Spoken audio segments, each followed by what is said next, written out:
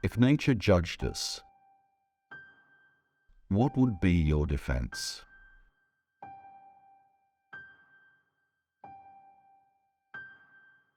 We work to bring nature and people together to restore nature-depleted landscapes in Scotland and later beyond, to inspire projects across the world.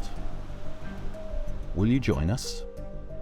It began 3 years ago in the Highlands of Scotland, with first the Bunloit estate on the shores of Loch Ness, and a year later, Beldorney in the Deveron Valley in Aberdeenshire. We're restoring and protecting nature, creating new jobs, and supporting nature-based solutions which can help communities prosper. By doing this, we'll absorb and store tens of thousands of tons of carbon and restore populations of animals and plants that once lived here. And we'll be paid for this by companies who already understand the value of this vital work.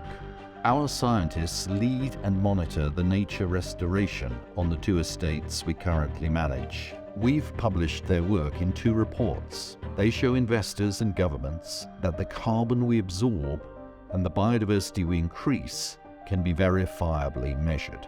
We are determined that our work at Highlands Rewilding will release the power of investment, large and small, in nature and communities, first in Scotland, and then, with your help, around the world.